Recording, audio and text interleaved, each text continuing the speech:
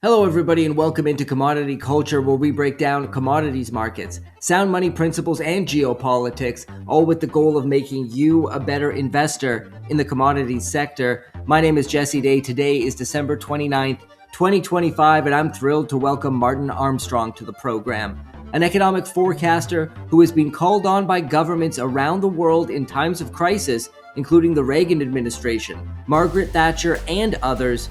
Martin lays out why he thinks we will be entering a panic cycle in 2026, the culmination of failed economic policies, out-of-touch political leaders, and a ramp-up in war that could create immense destruction. Martin also breaks down how precious metals will play a role in all of this, and you're going to want to stick around to the end, where Martin lays out how and why he thinks the EU could implement capital controls not only on fiat currency, but on gold, silver, and Bitcoin as well. And speaking of silver, if you love silver, pick up your Commodity Culture Stack Silver, Not Fiat t-shirt in the Commodity Culture shop. Link is in the description below. And now strap yourselves in for my conversation with Martin Armstrong. Martin Armstrong, it is great to have you back on Commodity Culture. You just posted an article today, December 29th, on Armstrong Economics on Zelensky potentially committing war crimes in the Russia-Ukraine conflict. I want to read a quote from you here. You said, Zelensky is a war criminal based on the rules of war and Geneva. Whether the car bomb is perfidious depends entirely on the method used to get the bomb to the target. Perfidy, treachery, is strictly prohibited under Article 37 of the Geneva Convention's Additional Protocol 1. So talk to us about that. And of course, we've recently heard news that one of Putin's residences has been attacked by drones, many believing that Ukraine is behind it. They are denying it at this point in time, but there was also a previous attack on a helicopter, or an attempted attack by drones on a helicopter transporting Putin.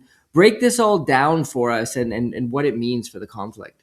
It's you can't assassinate people covertly.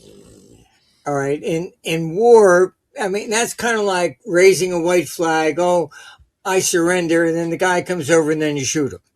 All right. That's what Article 37 is about. He has to know that there's a confrontation. All right. And what they've been doing is putting in car bombs. They killed one general with a bomb in his scooter. That's a war crime. Simple as that. It's against everything in the Geneva Conventions. And he claims that, oh, well, we're doing that to retaliate against their war crimes. So one war crime justifies another. I mean, this is just getting out of hand. I mean, as you know, I mean, Ukraine is really the fatherland of ethnic cleansing. I mean, they were protected by the CIA only because, they were killing Jews and Poles, but because they were also killing Russians, no Ukrainian Nazi was ever put on trial at Nuremberg. They were protected. And that's why we have this war today. They protected them because they know their hatred of Russians is basically equivalent of Iran versus Israel.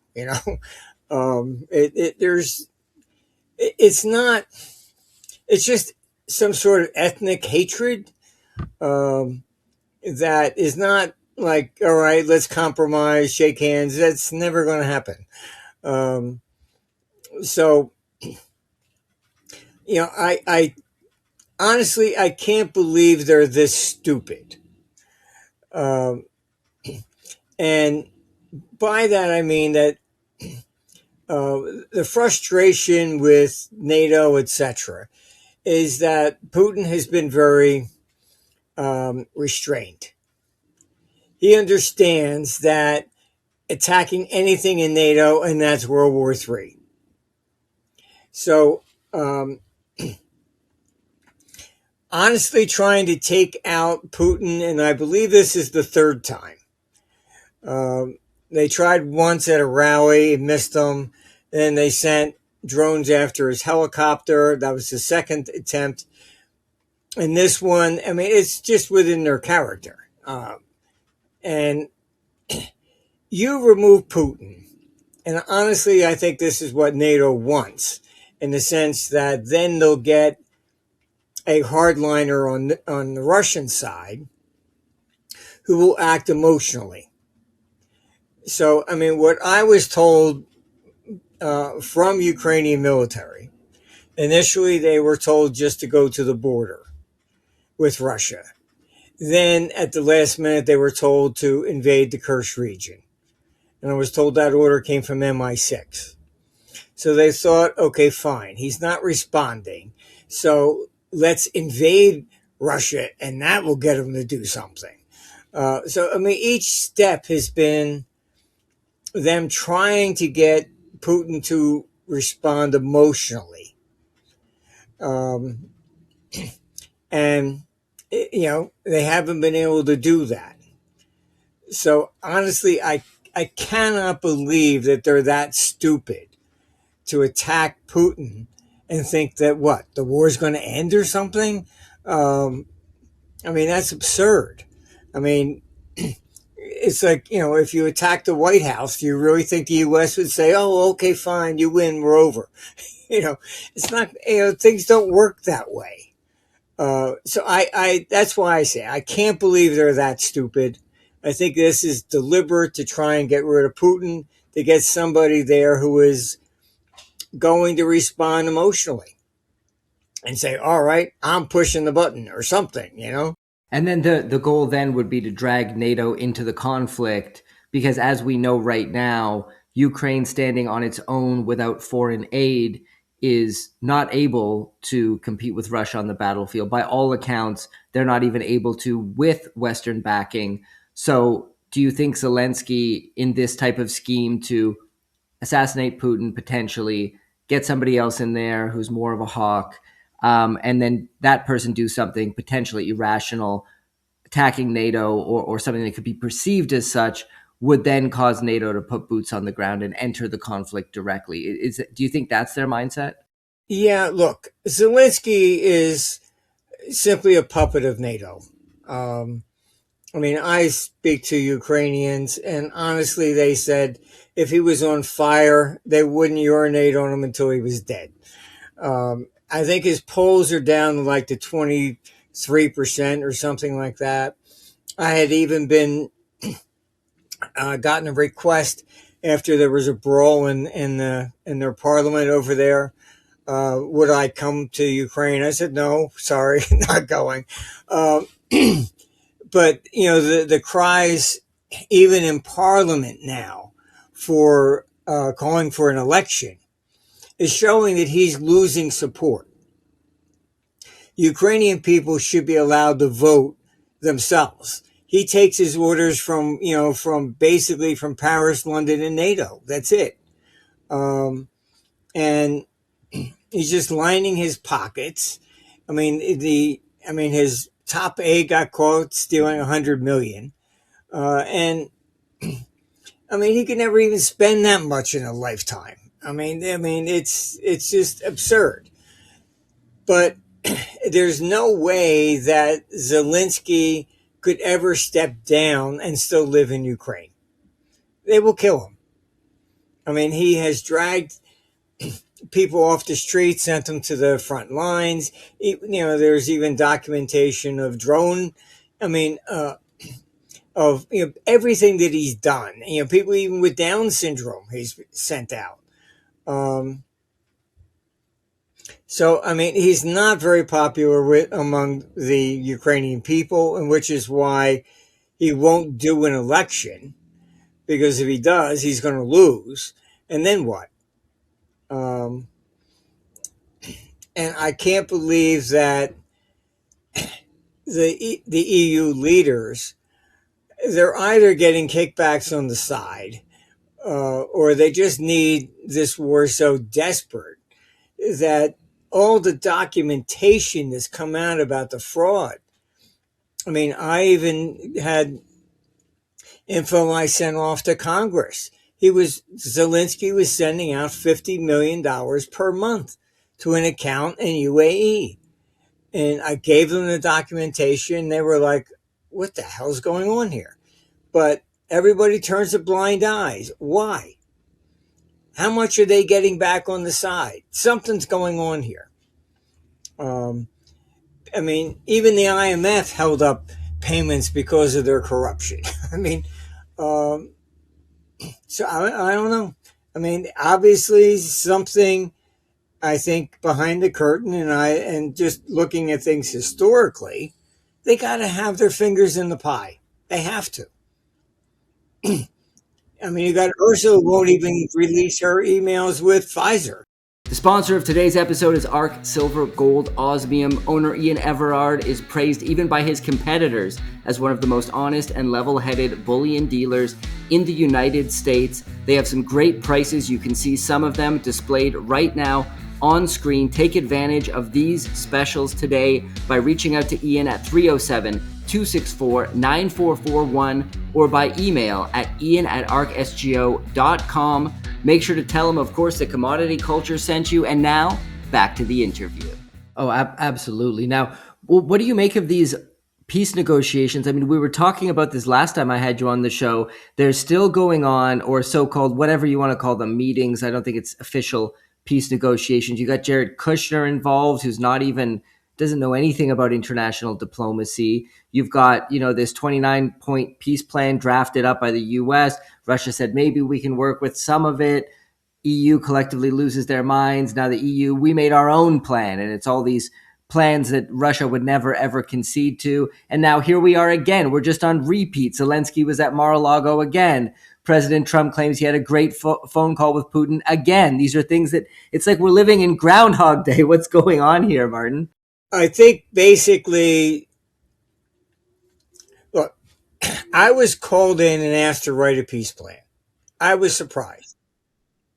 All right. And the fact that I was even called in shows that I think the big problem in the Trump administration is that he's been surrounded by neocons. You take Rubio, who I have had contact with, all right, before he joined Trump, he submitted a bill into the Senate to prevent the president from ever exiting NATO without congressional approval. Bessent, Secretary of Treasury, he was Soros's number one man. He's actually the brains behind Soros. He was the one that basically sold Soros on the British pound trade.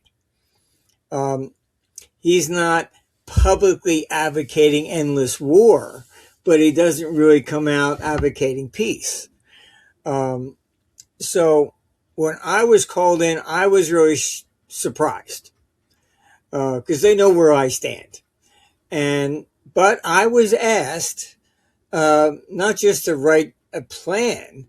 I was asked, could I use my back channels with Russia?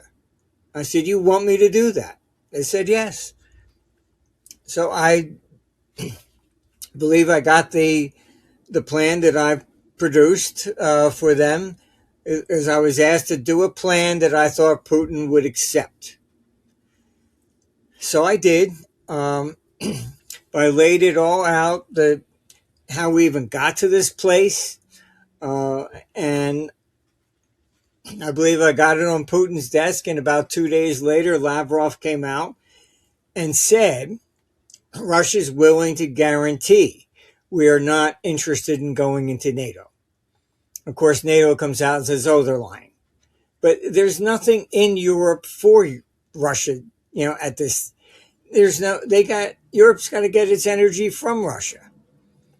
It's a black hole, basically. There's nothing there of value for conquest. All right. When Japan went into Manchuria, it was for assets. It was for, energy, stuff like that. I mean, as I've said before, even Alexander the Great, he couldn't say to the men, "Oh, let's go take out this country. What are we going to get?" "Oh, nothing. I just want to take them out." They would have said, "You're on your own." you know, war's got to be profitable.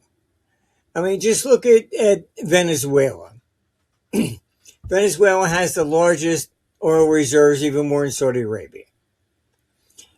You really think that Trump would be interested in Bangladesh or Guatemala if there's no profit to be made? Um,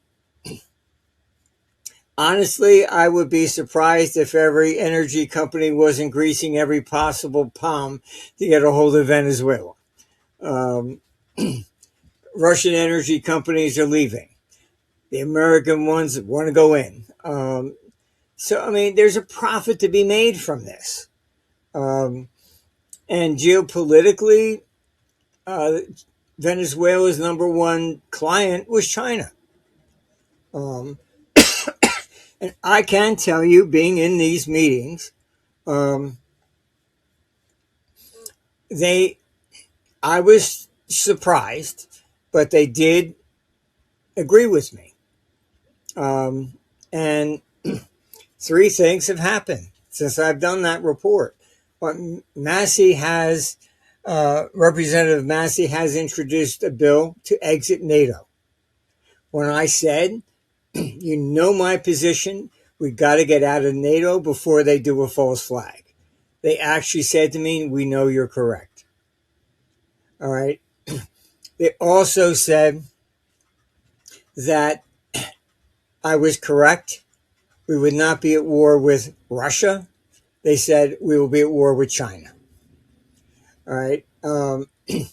And third, I warned that it's the EU, which is your real enemy, and they will stab you in the back because economically they are collapsing. And when any government is in that position, they will do whatever it takes to retain power. And that's what this war is about. All right. Um, you had, it's documented, you had Merkel actually publicly admit, I was surprised that she did, that they signed the Minsk agreement and had no intention of ever honoring that peace agreement. So that shows you, and she even said we were only buying time for Ukraine to build an army. That is a statement showing that Europe wanted this war. Period. All right. It's not can't conspiracy theory. This is all documented. It's in the press. All right. So, I mean, I think another reason I was called in is because when they were forming the euro, I was called in. And I said, okay, fine, this is how we create a currency. And I've said before, Cole wouldn't allow that Germany to, the German people to vote because he admitted before he died he would have lost 7-3. So there was no consolidation of the debt. And I said, this is going to fail. And I was told back then in 98, we just have to get the euro in, create the bureaucracy. We'll worry about the debt later. I can tell you what's going on now. You take Italy, for example, is on the cusp. I've received phone calls on, okay, because they know we're reaching the point where you get a debt crisis. And one country goes down and it sets off a contagion for all of them because there is no federal debt. What's going on is that the EU is now contemplating a response to that. And that would be to jettison Southern Europe from the EU. And then the EU would be reorganized with just the northern states. And that's why Stammer's got flags out there for the EU in front of 10 Downing Street. What's going on behind the scenes is that he wants to rejoin the EU. This is just a giant mess. It really is. And nobody gives two shits about the people. Um, this is all about retaining power. Well, let me ask you this when it comes to the EU, because this is a topic that's come up a few times on this show already. Would love to get your take. Is this whole collapse of the EU in terms of its economy? We see Germany deindustrializing, France is running into issues. I mean, so many of these countries are having problems economically. Is the whole push for war with Russia coming out of the leadership? You got Merz up there talking about, well, we hope enough people volunteer, but if not, we'll have to think about mandatory conscription. I mean, Poland's been talking about mandatory conscription. Is part of this whole thing a way to distract from the issues at home by being able to tell people, actually, the reason there's all these problems is because Russia's about to attack us and we're in a wartime economy? Is that part of the plan? Do you think they actually, because you've talked before that you think they could actually send troops? Do you at this point believe that's still possible, or do you, and obviously we know there are NATO boots on the ground in Ukraine Yes. already, but in terms of a full scale, actually, putting a military force into there, and getting the people behind it, is that something you see happening, or do you see it more as a distraction for the populace to kind of get their mind on the fact that the reason their standard of living is collapsing is because of Putin? Yeah, no, look, the war is a distraction because if they don't get a war going, then the people are going to rise up with their pitchforks and go after the parliaments. And the problem here is that there's just they can't solve it without serious reform, and that reform means they have to lose power. Look, you cannot have social justice, all right, in their view, materially, and individual liberty and economic efficiency. The three of them are incompatible. You can't have social justice and even simultaneously with individual freedom. I mean, this is what they're doing is following basically the USSR. And we all know what happened then. I mean, eventually it just absolutely collapsed. The only thing that prevented a major crisis was that, I haven't said that publicly, but, I've gotten a few emails about it, about Gorbachev. All right. Gorbachev actually was more friends with Margaret Thatcher. And Thatcher had spoken at our conference and understood cycles, I think, instinctively. And I believe that was transferred to Gorbachev. Gorbachev knew that the Soviet Union cyclically was going to collapse. I did have some contact. All right. It was Gorbachev that resurrected Kondratiev. And there was even a ceremony there. I couldn't make it, but I did send a representative. So he refused to send troops in to defend the Soviet Union, as we saw in Tiananmen Square. All right. Because he understood this was the end for the USSR, cyclically. Okay. He let it go. He then tried to create a unified republic type thing like the United States, which didn't work. But he at least understood that USSR's time was up. And Um, in part, that I ended up kind of like in the middle of a lot of that stuff, but um, there was it turned out the son of the um, leader of the Democratic Party in Russia was working for our office in London. And when they assassinated her, hardliners were saying, "Oh, she's a puppet of a Western financier," which was supposed to be me, which was simply not true. Um, but it's and they made the connection still because her son worked for our company. That was basically it. But so I'm intimately aware of what everything took place, who did what to whom and when. Um, but this is the fate of the EU. It's the same as USSR, where Gorbachev understood that and didn't call out the tanks against the people. Now, um, this is part of, I guess, why I was also called in, because they know I actually have real experience in these things with that. And perhaps I scared them out of their wits. But I said, when Khrushchev had to back down in '62, it was a coup. All right, Brezhnev took over, and that gave us the Cold War.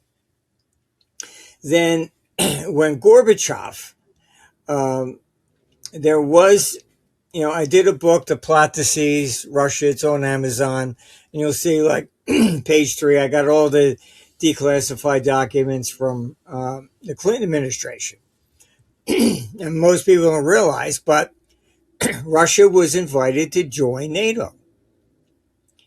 And so their hardliners staged a coup against him when he was on vacation.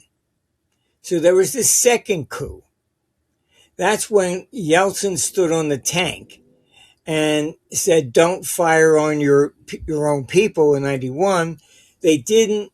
And that's what people have to understand. A successful revolution or coup or whatever you want to call it is dependent upon the military. In '91, the military stood down, so the coup failed. Yeltsin becomes president. All right. If they had fired on the people, then okay, fine, you might be able to retain power for a little bit, but eventually it's going to collapse. The coup against Gorbachev was because from their perspective, they thought he would join NATO. And to them, you got to put their hat on and look at it from their perspective. To them, that would be surrendering to the American neocons. All right, so that's why they staged the coup against Gorbachev. So I warned them in these meetings. I said, if you think you can really embarrass Putin, you're going to have a real problem, because then you're going to get coup number 3. And this time you're going to get the hardliners in there, and they will push the button. So, this is what we're looking at.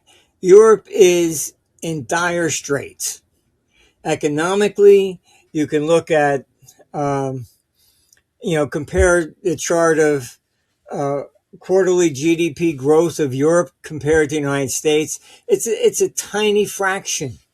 Well, I want to just interject for a moment here, because it seems like the Trump administration would certainly agree with you. They released their national security strategy. I don't know if it was leaked in advance. I forget exactly, but they did talk about, I'm going to read a quote here from the BBC. I hate quoting the BBC, but I'm going to do it because it's the first article that came up. It says, U.S. President Donald Trump's administration has warned that Europe faces civilizational erasure and questioned whether certain nations can remain reliable allies in a new strategy document that puts a focus on the content. Now, this is in addition to them sanctioning some members of the EU leadership over policing of the internet in the name of so-called hate speech. I'm going to read another quote from Politico. It says, the Trump administration says it is barring former European Commissioner Thierry Breton and 4 other European nationals involved in curbing hate speech from U.S. soil as part of a sanctions package targeting what it describes as digital censorship. What are your thoughts on these developments? Because it does seem like the EU and the US administration are getting farther and farther apart, both when it comes to the Russia-Ukraine conflict and on the free speech issue as well. Yes, you just had also Vice President Vance say that the fact that the EU and France, that the UK and France have nuclear weapons, is a quote unquote threat to U.S. national security. Why? Because they can't be trusted. All right. It's, I'll probably get blamed for, saying the EU was the enemy, but they blame me for everything else. So what's the difference, I guess? But look, this is it. That's probably another reason why I was called in, because I look at this from an economic standpoint. Is everybody acts out of their own self-interest. All right, so it's not what you think, it's what they think. And if you don't understand, I think even Sun Tzu said that, if you don't understand your enemy, then you're going to lose. And that's what basically this is about. You must, it's not that you're agreeing with them or apologizing for them. You have to look at it. This is what they think, right, wrong, or indifferent. Doesn't matter. All right. But they will act according to that thought. And this is what's going on with the EU. They know they're in trouble. But instead of trying to address it, they're getting desperate, with the shutting down free speech, all of this stuff. The fact they're even doing that shows you that they are desperate. This is what Lenin did. All right. Any sort of government immediately tries to shut down. Any authoritarian government shuts down any opposition. Zelensky has done that in Ukraine. All right. One of my sources was Lira. He was an American journalist over there. He's the one that actually exposed the fact that Zelensky was on coke. And he had him arrested. He was tortured, kept in prison. And then when Trump won the election, he had him killed. Why? Because he was an American. Biden sat there and says, oh, okay, fine. Whatever you want to do, we're with you. All right. So Biden remained silent. Even Lear's family wrote, no response. All right. So when Trump won the election, they killed him. Oh, he had pneumonia. How about that? So you didn't, even if that's true, so it reflects that you didn't take care of him. And so they basically killed him because Trump then would have demanded an American be returned. And then if he had been released, everybody would have known the truth about Zelensky. It would have been on the front pages of every newspaper. They couldn't have denied that. All right. But look, this is, any dictatorship that immediately shuts down the press, you know where you're going. And that's what the EU is doing. I mean, in UK, you got, hate speech. Locking a guy up for saying, do you speak English? Oh, that's discrimination. Another guy, 22 months in jail, I think it was, for saying he was tired of his money going to illegal, immigrants who rape our children. Oh, 22 months. That's hate speech. Anything you can say, anything is hate speech at this point. And the hate speech is basically government hating the people. Really, that's what the hell is going on here. Look, I think you're probably going to see war escalate in 26, maybe as soon as April or by June. But I do not see any sort of a lasting peace. Um, that's not the issue here. And the issue is not to push Putin out of Ukraine. I mean, this is all like the guy on the street with the 3 shells, distracting you. The object here is, look, you've even had Kalis come out and say Russia's too big and needs to be broken up. They want the assets. They they do this. They get to keep the 300 billion in cash they've already stolen, and at least 50 billion of that, they pretend it's Russian assets. It's private Russian individuals. All right. It's not just bank reserves of the government. You've had Czechoslovakia, Switzerland confiscated 8 billion. Had nothing to do with Putin. Oh, you just knew Putin. That's good enough. We can steal all your money. Switzerland has surrendered its neutrality. So is Sweden. In World War II, both were neutral. No more. Sweden joined NATO. So I don't see any safe haven left in Europe, per se. At least before, it was Portugal, Switzerland, and Sweden that were neutral in World War II. I don't see anybody being neutral right now. Well, your computer program Socrates has predicted international war would start to get aggressive in 2023 and escalate into 2026. Certainly, we've seen that play out. You mentioned you see it potentially accelerating. Your computer said that in 2026 there would be a panic cycle. Could you break down what panic cycle means here and what some of the potential scenarios could be? Panic cycles are usually periods of very high volatility. We have that on a yearly level on our war models, which is extremely unusual. All right. But we also have it on the euro itself. So it's clearly the computer's been targeting this, for some time. You can even look, Google on our site, back in 2013. I said it's going to be Ukraine. That's where it's going to start, a year before their revolution in 2014. The computer's been pretty objective and damn good at forecasting this stuff. Anytime I try to, go against it, I'm the one that loses. I don't want to see this stuff, but, it's, I think, my job is just basically to say, look, this is what the computer says. And anytime I've tried to disagree with it, I'm the one that's always wrong. So, this is being driven by economics. Just as the Soviet Union fell and communism fell in China, it's simply Europe's turn. Socialism does not work.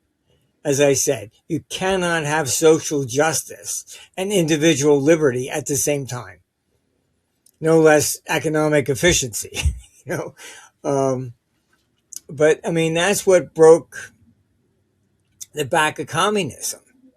I was invited by the Central Bank of China back in '97. I went because I wanted to see the Great Wall. I thought I'd have to listen to a bunch of bureaucrats. And And then they took me to a facility where there were hundreds of people downloading everything from the internet. And they took me into a room and asked me questions I felt like I was teaching grade school. They were monitoring 249 varieties of tea. And they said, why is this tea selling for like $1 here and $5 there? And I said, well, where's it come from? I said, well, here. I said, well, first you have transportation costs. And it was like, oh, yeah, okay. And so I had a front row seat to understand how and why communism collapsed. Because that tea, if it was $1 here, it had to be $1 over there, even if it cost you $10 to get there. All right. And I'm answering questions like, well, why would somebody buy this tea versus that tea? I said, because maybe they might like it more. Oh, okay. I mean, so I was right there on the ground. I saw it trying to explain how to become capitalist, etc. It was very fascinating to observe this. This is our time. As simple as that. It's this socialistic idea, oh, we're all social justice. You have to earn the same as me. I might be a trash guy, but you're a brain surgeon, but that's not fair. You get more than me. Really, it just, it doesn't work. It has never worked.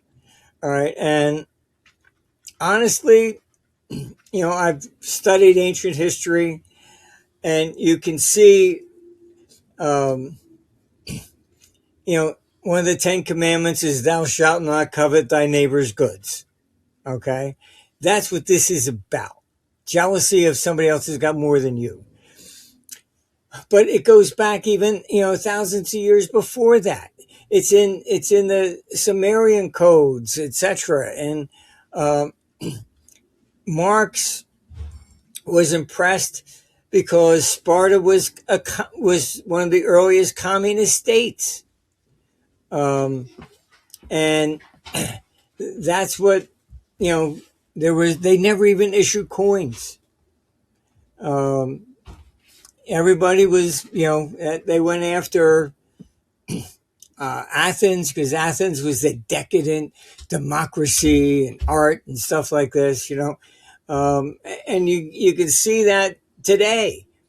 Oh, he's got more than me. That's not fair. This is a human jealousy trait or whatever you want to call it, but it's been around for thousands of years. This is not something new. I want to get your thoughts on how gold and silver are playing a role in a lot of these issues that you've brought up so far. Because obviously we've seen both metals have a tremendous year, especially silver up over 140%, I believe, so far year to date. Are they sending us a warning, the precious metals, about what's happening to the global order when it comes to the geopolitical order, when it comes to the monetary system, the financial system? Is this something we should be worried about if we continue to see gold and silver climb dramatically in 2026? Look, with how I even came to understand the computer forecasting war, because when I wrote the code, and the computer's monitoring everything in the world and coming, I did not design it with the idea that it would forecast war. We started really with currency, and I was called in by the Central Bank of Lebanon back in the mid 80s, and they asked me if we could do a model in the Lebanese pound. I said fine. They sent over the data. They found some ledger back to mid 19th century in their basement or something. We put it in, and what came out, it said, I thought there was something wrong. It said your country's going to fall apart in 8 days. So I said, look, there's got to be something wrong with this data. And very calmly, they said to me, well, what currency does it recommend? I said, Swiss franc. And I was very kind of surprised. And 8 days later, the Civil War began. So eventually, I came to understand they knew what was happening. They only came to me for the timing. And we had another client. He was one of the biggest shippers in the Gulf. And he calls and it says, what do you think gold's going to do tomorrow? Because Iraq's going to start attacking shipping in the Gulf. I see you telling me that a war is going to start tomorrow? They say, oh, yeah. So by the time we got to, Russia in the late 90s there, I stood up in London and I said, look, the computer's saying Russia's going to collapse and I give it a little more in 30 days. And I didn't realize at the time that the London Financial Times had snuck in the back of the room. And they put it on the front page. Armstrong says Russia's going to collapse and we're going to have nukes going around or whatever. That was the long-term capital management crisis and all that. So the computer has taught me something invaluable. And even the SEC ended up using our stuff after 9/11. Somebody always knows.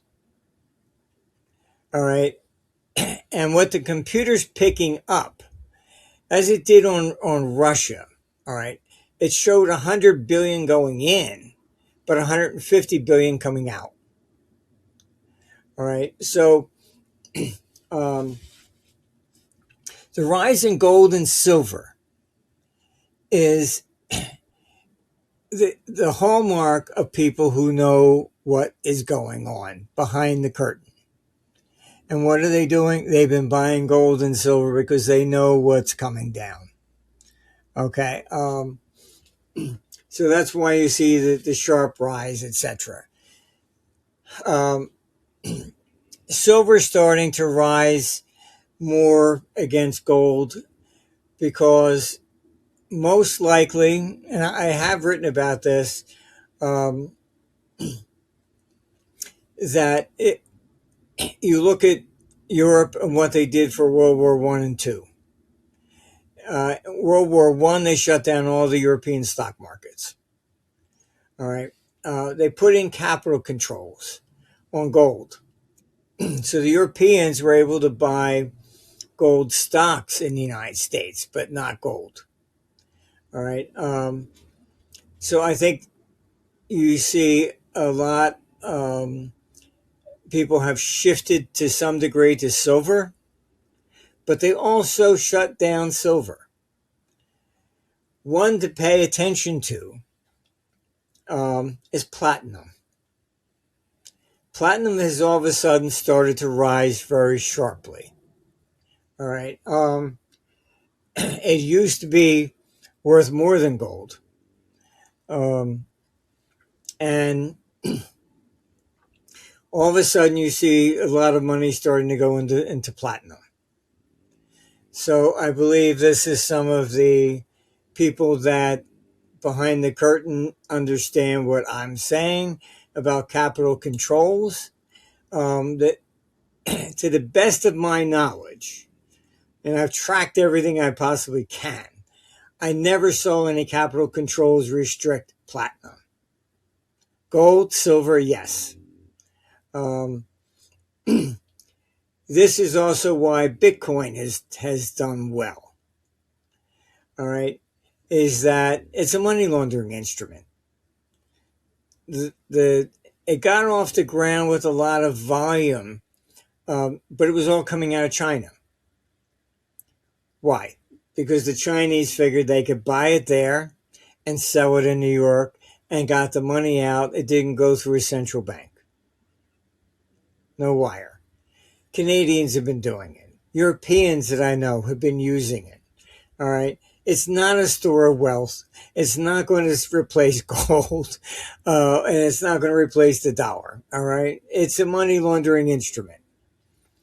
That said, Um, Europe will probably also include capital controls on Bitcoin. They're not stupid. You know, I believe what they will probably do, just looking at what they've done before, they will probably cancel the paper currencies, force you into an electronic digital currency that they're pushing ASAP. And once they do that, they'll have 100% control of your bank accounts. So you won't be able to wire anything to New York or Uruguay or something like that, whatever. You'll be stuck. And that's always the number one objective in war, is to prevent capital outflow. And, they wage economic war as part of this. American Revolution, Britain was counterfeiting American paper currency. Napoleon counterfeited British currency. Germans were counterfeiting the British currency during World War II. This is standard operating procedure. All right. This is why you see Europe trying its best to put sanctions, stop Russia, attack their fleets, their shadow fleets, etc. The idea is that you cut off their ability to fund the war. So this has been part of the strategy from, like I said, I mean, even from the American Revolution. And you can buy some of those counterfeit, bills online. So I would suspect that they will put some sort of capital controls, maybe include silver initially, is based upon its recent sharp rise. That is clearly, to me, somebody that says they know what's coming. So I see the resistance in silver. We had it at 78 to about 80. Once you get through that, we have some more at the 89 level up to the mid 90s. You got to get through that. Once it gets through, 100 will be a psychological resistance level. And so we have, I think, pretty solid resistance at around 104. So sometimes you just briefly get above it or below one of these psychological numbers, and that sparks selling or buying depending on which direction you're going. So I would be mindful of that, and I think you're looking at that even coming as early as January. So I don't think we're too far away from that. And we have panic cycles starting in February, but clearly Europe is on the ropes, and I don't blame Putin for not wanting to stop with a ceasefire, because Europe's not trustworthy. All they're going to do is rearm it. That's all they're going to do. And unfortunately, I just don't see any lasting peace. A computer does not project that. So I think any peace deal that they try to sneak in would be justifying sending in NATO troops to man the border, and then say, "Oh, he shot me in the foot, so therefore that's World War III." Well, Martin, this has been a tremendous conversation, as always. So many insights shared. Tell us about the Socrates platform, where people can access that, as well as Armstrong Economics. Socrates is writing reports all by itself. There's no human interaction with it. and it's writing over 1,000 reports on stocks and commodities everywhere around the world. So we're actually not blocked in China. We even have offices there. So everybody knows it's not a, they don't have to worry about on page 3, by the way, overthrow your government, and so it's the only really artificial intelligence system that has over a 40-year track record. So you can go to armstrongeconomics.com and you can get to it from there. We try to keep it. We have one access level that's like $15 a month. We try to keep it very minimal as we're more interested in trying to help society rather than anything else. We don't sell advertising, and to also explain, they have a law that says if you accept any money from a government, you must register as a government agent. All right. So because we're on every continent, and I have to comply with laws of absolutely every country around the world, what we do is we don't even sell advertising. We do not accept any money from any government, period, including the United States. And fortunately, I don't need the money anyhow, but that has ended up putting me in a very unique position in the sense that we have no conflict of interest. So that's why we get called in by governments around the world. Everybody knows they don't have to worry about, we just say what the truth is. This is it. Here's the computer. And it's not my personal opinion. Well, I'm going to put links in the description below to Armstrong Economics, the Socrates platform, as well as your account on X. I recommend people follow you there. You're quite active and put out a lot of good info. Thank you once again, Martin. As always, great conversation, and thank you for coming on the show. Thank you. Take care over there, and see you again. Thank you for joining us today. Our sponsor, ARC Silver Gold Osmium, has some great prices on gold and silver bullion products. You can see them on your screen right now. These are subject to change, and well supplies last, so reach out to owner Ian Everard today at 307-264-9441 or by email at ian@arcsgo.com, and make sure to tell him that Commodity Culture sent you. And of course, pick up your Stack Silver, not Fiat t-shirt. Make a statement about sound money backed by a 100% quality guarantee. Use the link in the description, and I'll see you guys in the next episode. Commodity Culture is a series on commodities and natural resources. If you would like to see more, be sure to subscribe and hit the bell notification so you're always up to date with the latest episodes.